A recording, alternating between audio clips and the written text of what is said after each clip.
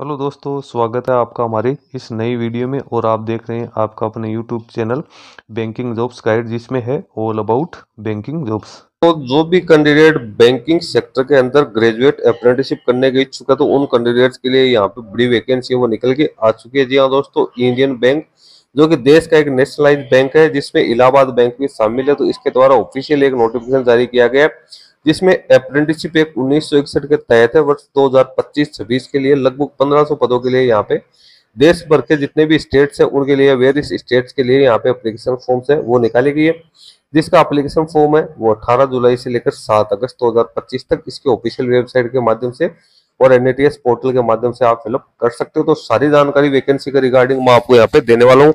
सारा eligibility criteria मैं आपको यहाँ पे डिटेल्स के अंदर बताने वाला हूँ। दोस्तों सबसे पहले अपन इसका ऑफिशियल नोटिफिकेशन जो कि इसकी ऑफिशियल वेबसाइट पे आपको देखने को मिल जाएगा, यहाँ से अपन डाउनलोड कर लेते हैं। यहाँ पे दिया हुआ है engagement of apprentices in the Indian bank. तो यहाँ पे आपको सबसे पहले तो रजिस्ट्रेशन का लिंक आपको दे रखा है, इसके माध्यम से इस पे क्लिक जैसे आप क्लिक करोगे तो यहाँ पे एक नया पेज है, उसमें रिडायरेक्ट हो जाओगे, यानी आपको आईबीपीएस के साइट पे जाके और अपना एप्लीकेशन फॉर्म आप सबमिट कर सकते हैं। लेकिन उससे पहले अपन यहाँ पे जो इसका एडवर्टीजमेंट है वो आपको देखना जरूरी है, क्योंकि एडवर्टीजमेंट से सारी डिटेल्स वो क्लियर हो पाएगी। पीडीएफ काफी लंबी दे रखी है, 45 पेज की ये पीडीएफ। ये इंडियन बैंक एक पब्लिक सेक्टर का बैंक है जिसका हेडक्वार्टर चेन्नई में सिचुएटेड है। इसके द्वारा ये रिक्रूटमेंट है वो निकाली गई है। वैकेंसीज आप यहाँ पे चेक करोगे तो स्टेट वाइज वैकेंसी दे रखी है, रिजर्वेशन वाइज आपको वैकेंसी दे रखी है।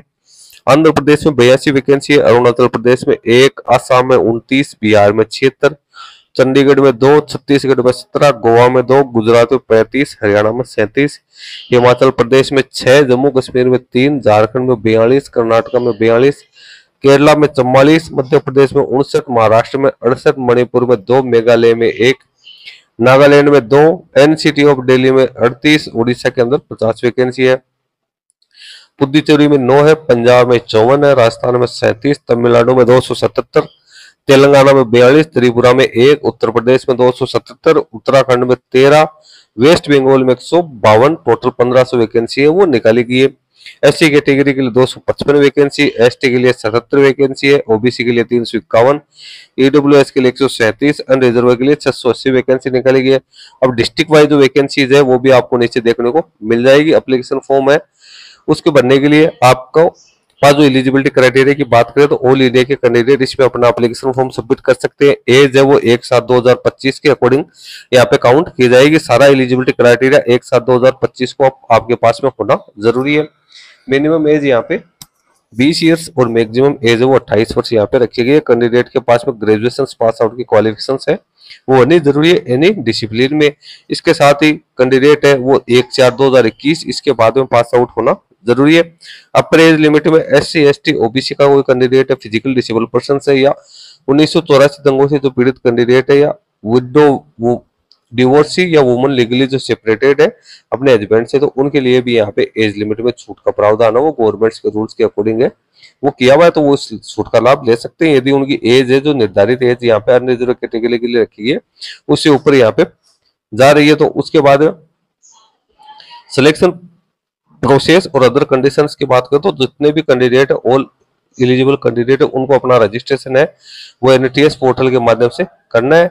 इसके ऊपर आपको सारी डिटेल्स है वो फिलअप करनी है। उसके बाद कैंडिडेट है उस कैंडिडेट को जो इसके एनरोलमेंट नंबर जो कि एनटीएस 2.0 पोर्टल के ऊपर है वो आपको देखने को मिलेंगे, तो ये आपको यहाँ से लेने हैं। उसके बाद आपको अपना एप्लीकेशन फॉर्म है वो सबमिट करना है। एप्लीकेशन फॉर्म भरने के बाद में जो कैंडिडेट का सिलेक्शन है वो यहाँ पे ऑनलाइन एग्जाम के आधार पे किया जाएगा, जो कि ऑब्जेक्टिव टाइप के मल्टीपल चॉइस वाले क्वेश्चन होंगे। ऑनलाइन टेस्ट के अंदर ऑब्जेक्टिव मल्टीपल टाइप वाले जो क्वेश्चन होंगे उसमें टोटल 5 पार्ट रहेंगे।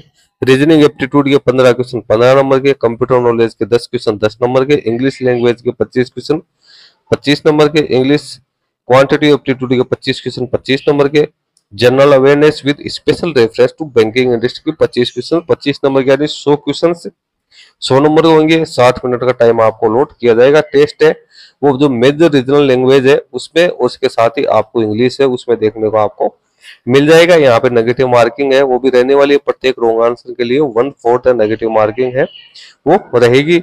उसके बाद में कैंडिडेट है उसके लिए इंटरव्यू है वो यहाँ पे कंडक्ट किया जा सकता है। मिनिमम जो क्वालिफाइंग मार्क्स है वो यहाँ पे बैंक की ओर से डिसाइड किए जाएंगे। उसके बाद कैंडिडेट की जो स्टेट वाइज मेरिट लिस्ट वो जारी की जाएगी, और उसके बाद लोकल लैंग्वेज जो प्रोफिशिएंसी टेस्ट है LLPT वो यहाँ पे कंडक्ट किया जाएगा, जिसमें आपको जिस स्टेट से आप अपना एप्लीकेशन फॉर्म सबमिट करे हो उस स्टेट की लोकल लैंग्वेज का आपको नॉलेज यहाँ पे होना जरूरी है। कैंडिडेट के पास में एट 10th या 12th के मार्कशीट में ये चीज होनी चाहिए कि लोकल लैंग्वेज उसके एक सब्जेक्ट के रूप में रही है। तो ये चीज भी कैंडिडेट्स के लिए यहाँ पे ध्यान रखते हैं।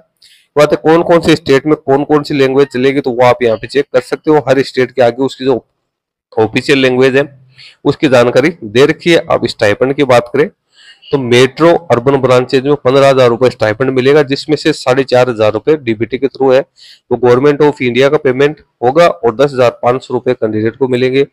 रूरल सेमी अर्बन जो ब्रांचेज है उसमें 12,000 रुपए होंगे, जिसमें 7,500 रुपए बैंक पेमेंट करेगी, और वही 4,500 रुपए है वो DBT के थ्रू कैंडिडेट्स को यहाँ पे मिलने वाला है। वर्किंग आवर्स क्या रहेंगे, तो जो बैंक के जो नॉर्मल वर्किंग आवर्स होते हैं वही वर्किंग आवर्स आपके रहेंगे।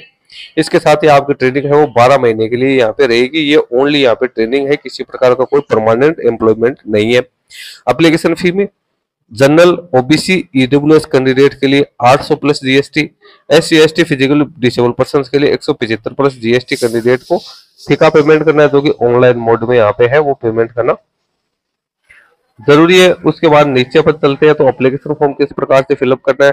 तो एप्लीकेशन फॉर्म भरने की पूरी प्रोसेस आपको यहाँ पे दे रखी है। IBPS की ऑफिशियल वेबसाइट के माध्यम से आपको एप्लीकेशन फॉर्म सबमिट करना है। तो आप IBPS की ऑफिशियल वेबसाइट का यूज करते होंगे, बहुत सारी वैकेंसीज है जो IBPS के थ्रू होती है, तो उसी प्रकार से आपको रजिस्ट्रेशन करना है और अपना एप्लीकेशन फॉर्म है वो सबमिट करना है। कॉल लेटर्स है वो आपको इसकी ऑफिशियल वेबसाइट के ऊपर ही देखने को यहाँ पे मिल जाएंगे। तो लगातार आप इसकी ऑफिशियल वेबसाइट की विजिट करते रहे, ताकि इसके माध्यम से आपको सारी जानकारी वो मिलती रहे। एग्जामिनेशन का टेस्ट कहाँ का होगा उसके लिए एग्जाम सेंटर की लिस्ट है वो भी अपन को नीचे यहाँ पे देखने को मिल जाएगी। आइडेंटिटी वेरिफिकेशन वगैरह जो भी होता है बैंकिंग सेक्टर में वो होगा। यहाँ पे आपको एग्जामिनेशन सेंटर दिया हुआ है, स्टेट वाइज दे रखा है, टेस्ट सेंटर का नाम आपको दे रखा है। तो आपको एप्लीकेशन फॉर्म भरते समय यहाँ पे टेस्ट सेंटर का विशेष ध्यान रखना है। यहाँ पे डॉक्यूमेंट्स अपलोड करने के बारे में सारी गाइडलाइंस है वो डिटेल्स के अंदर आप लोगों को दे रखी है, किस प्रकार से आपको डॉक्यूमेंट को स्कैन करना है, उसकी साइज क्या रहनी है, उसका डायमेंशन क्या रहेगा। नीचे अपेंडिक्स है वो आपको दे रखा है, कुछ एनेक्सर्स है जो कि कैंडिडेट्स को देने हैं।